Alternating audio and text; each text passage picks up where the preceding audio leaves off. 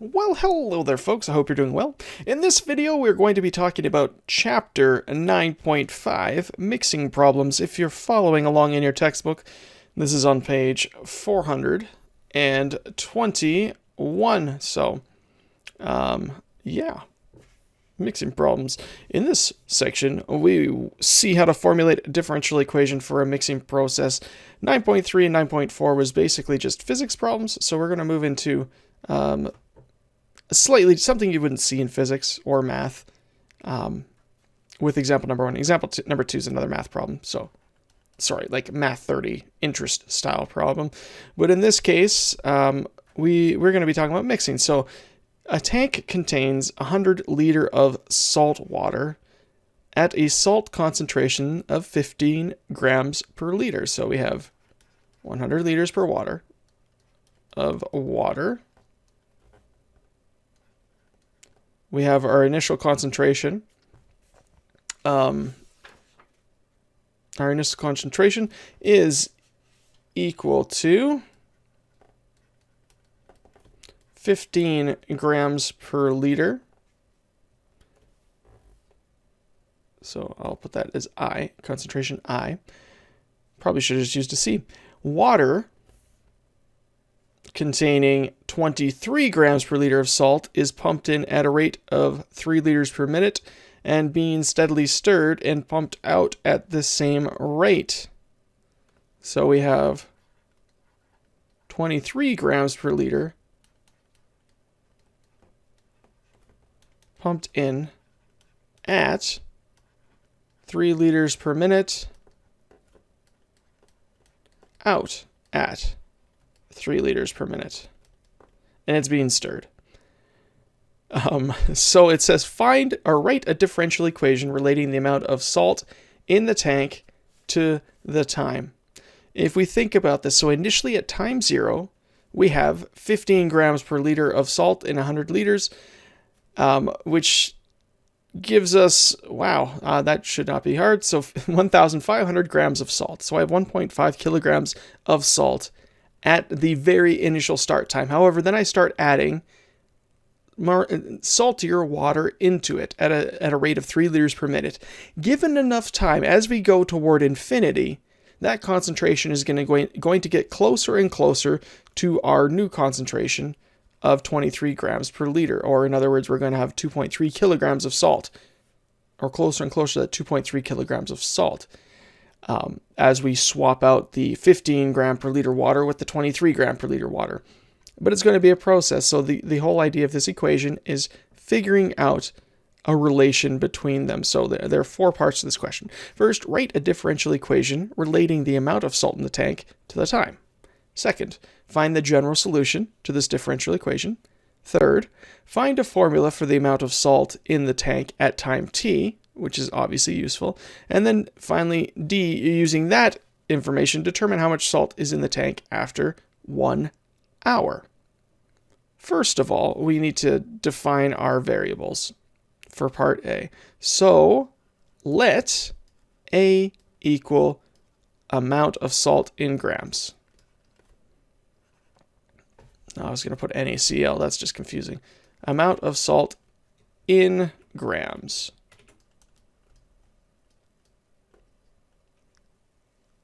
We are going to let T be the time in minutes. And yeah, we're going to just use that for now. So to write the differential equation, first of all, we need to make a statement about what's happening at an exact moment, instantaneously, so we can see how the changes occur over time. So delta A, let delta A equal change in the amount of salt during change in time delta t.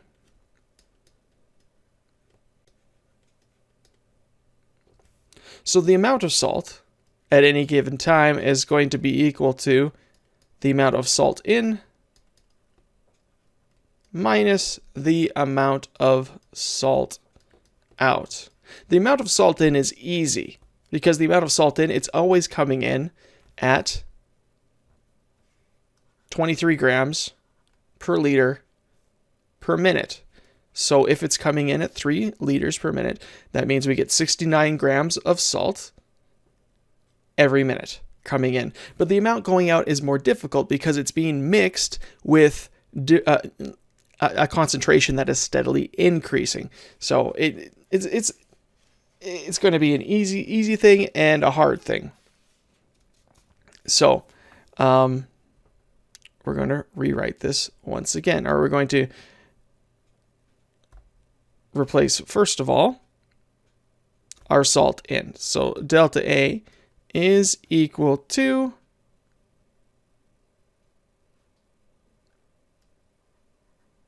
our 3 liters per minute times our amount of time in minutes times our 23 grams per minute. You can check the units if you want. They do check the units, and that's fine. Minus salt out. Salt out is going to be a little more complex. So salt out is equal to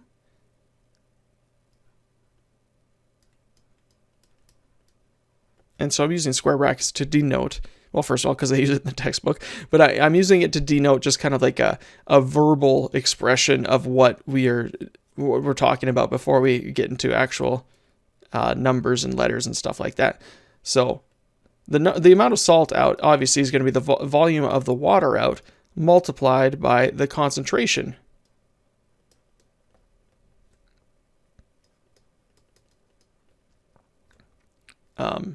So the concentration of the salt going out.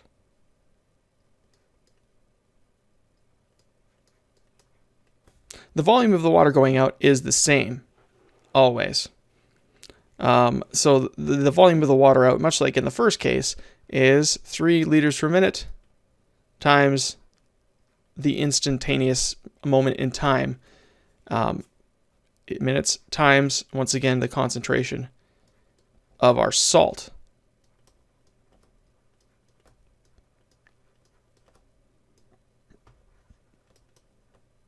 So the concentration of the salt going out.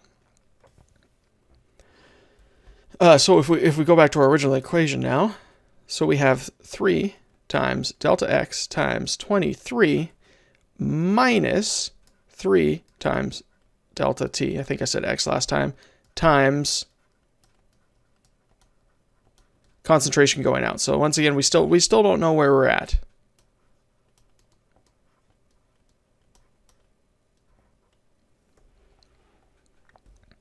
But so we don't know exactly what it is, but we do know that if we take a tiny slice of time, the concentration isn't going to go out. It's not going to change much. So if I take the concentration of the salt in the water from 13 minutes and compare it to 13 minutes and 1 millisecond, it's going to be almost the exact same concentration. The amount of salt is not going to go out, or not going to change very much. And so, using that information, we can say that for a very, very small sliver of time, delta t, which we are depending on for this entire thing, the concentration out is equal to the amount of salt divided by the amount of water in the tank, 100 liters. Obviously, if we weren't draining the tank, this would be a much more difficult question, but we're never going to run into a question where the amount going in is going to be different than the amount going out as far as liters go. So I have my change in amount of salt is equal to 3 times that small sliver of time, delta t, times the 23 grams per liter being pumped in minus 3 liters per minute times that very small sliver of time in minutes multiplied by our concentration, which we've determined is the amount of salt divided by 100.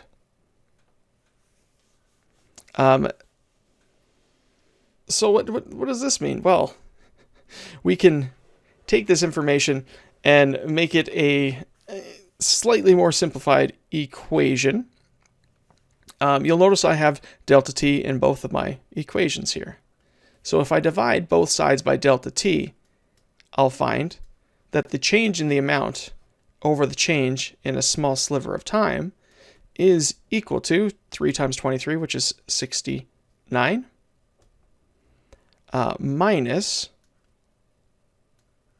3 times the amount over 100. And I mean, this is approximate, but we are approximating. We're always going to be approximating.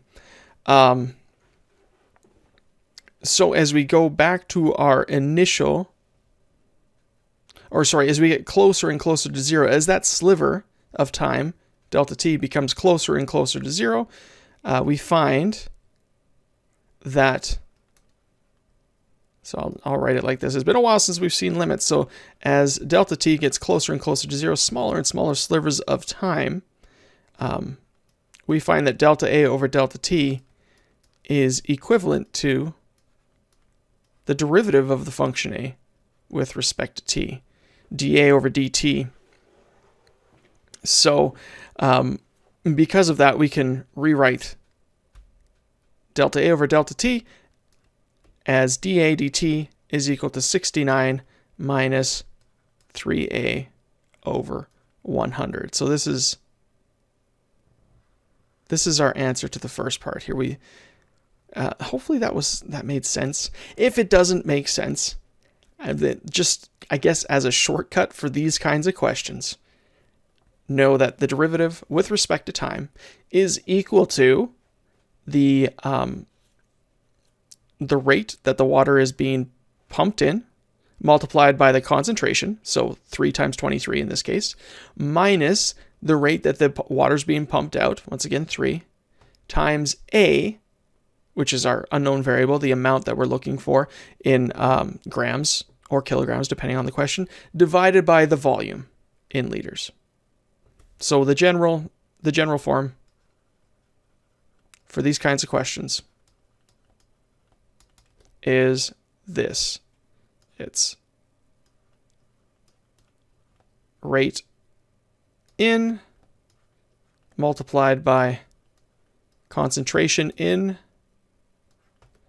minus rate out over volume times A. So that's going to be a general form for all of these questions, as far as I remember.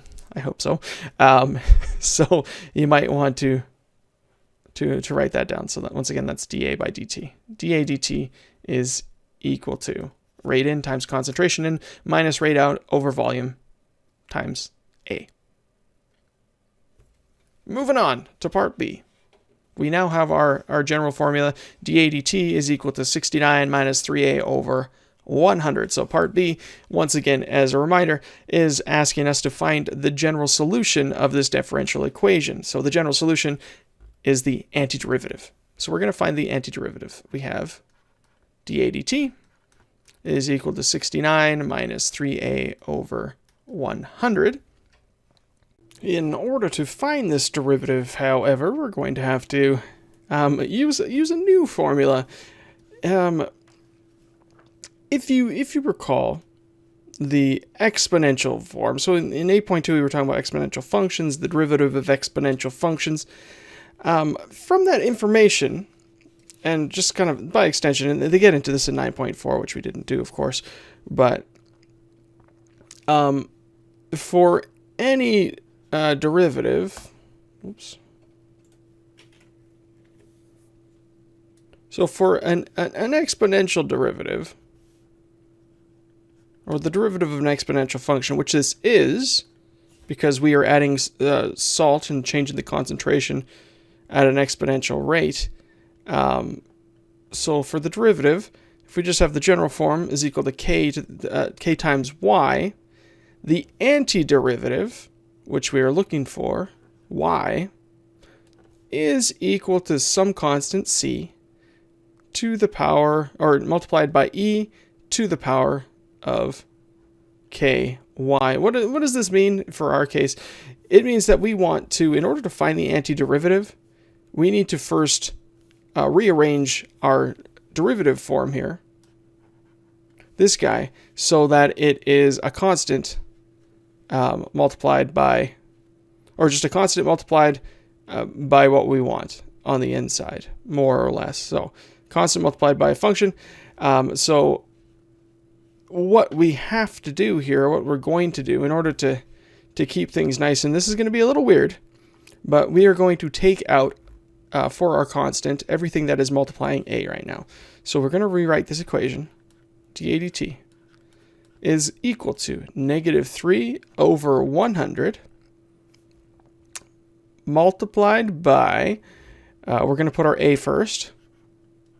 And then since we are dividing 69 by -3/100ths, it's going to become a negative.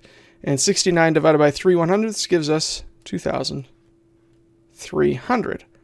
What was the purpose of doing that? Well, because of this, we can now rewrite our equation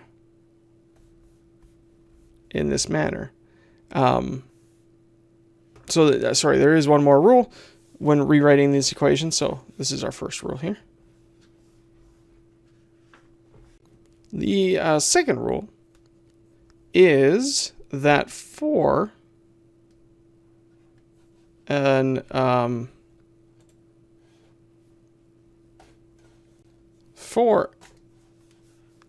equation like this, so we'll just say dA dt. It's a little bit different in the book. This is coming from page 417, where it is a constant multiplied by a minus another constant. We'll call it b. So our variable a. This is the same as d multiplied by a minus the constant by dt is equal to k times a minus b. This maybe is a little confusing. What this means in our case, though, is over here we can rewrite this as a minus 2300. So the derivative of a minus 2300 with respect to t is equal to -3/100ths a minus 2300. So,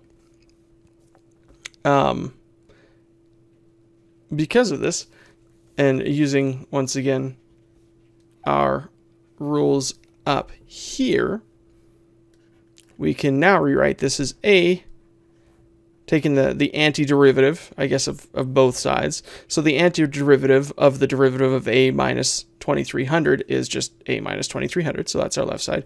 And then the antiderivative of this side here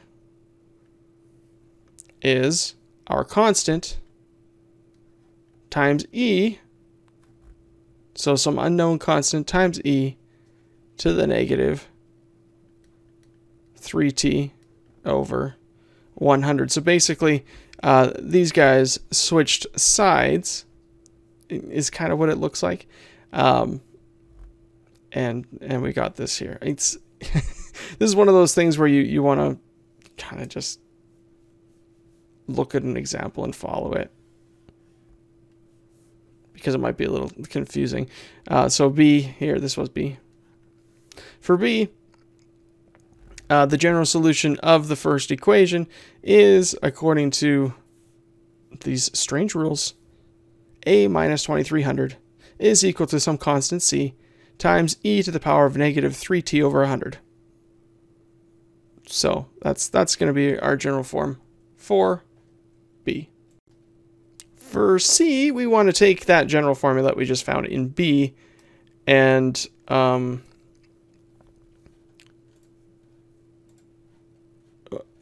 solve for C. So in part C, we're trying to solve for C from that first equation there. Okay, we're gonna do that, I guess. So for C,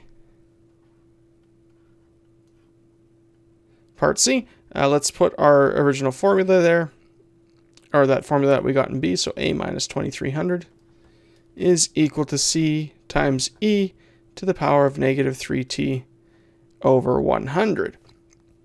To solve for C, we need to put in some information that we know. Well, the best thing to do is to take time is equal to 0, because at time equals 0, we know our amounts.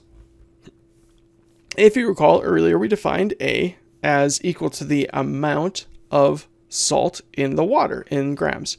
So at time equals 0, we know that the concentration of the water is 15 grams per liter. So we know it's 15 grams per liter. And we know that there's 100 liters of water, which lets us know that there is 1,500 grams of water. So for A, I'm going to put in 1,500.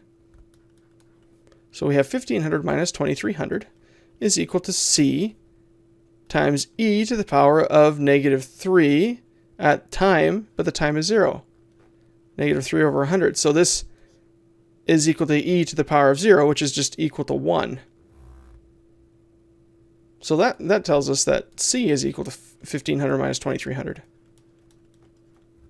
Or in other words, C is equal to negative 800. Now that we know C is equal to negative 800, we can rewrite the formula once again. So we take our formula up there and substitute in our C. A minus 2,300 is equal to negative 800 e to the negative 3t over 100.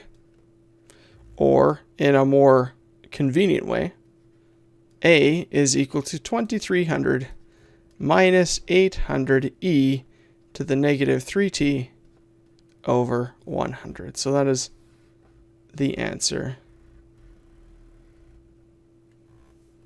that we're looking for. Wow. Let's just write it like that. There we go. That's the answer we're looking for right there. So A is equal to 2,300 minus 800 times e to the power of negative 3t over 100. And yeah, okay. With that, we can now figure out part D. Part D asks us how much salt is in the tank after 1 hour. Well, our time, if you remember, was given in minutes. So we need to put in time as minutes. So the amount of salt is going to equal to 2,300 minus 800 times e to the power of negative 3 times 60 divided by 100. And if you put that in your calculator, you will find that your answer is 2,170. So there is about 2.170 kilograms of salt in the tank at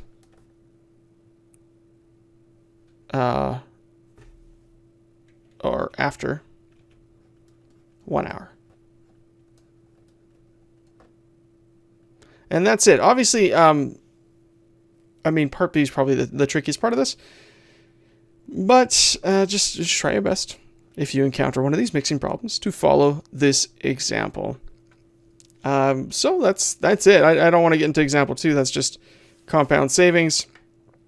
With removal, it's another similar example that you could definitely use because it's exponential change once again. So hopefully this made sense to you. If you have any questions, please do let me know. Hope you have a fantastic day. I'll talk to you later.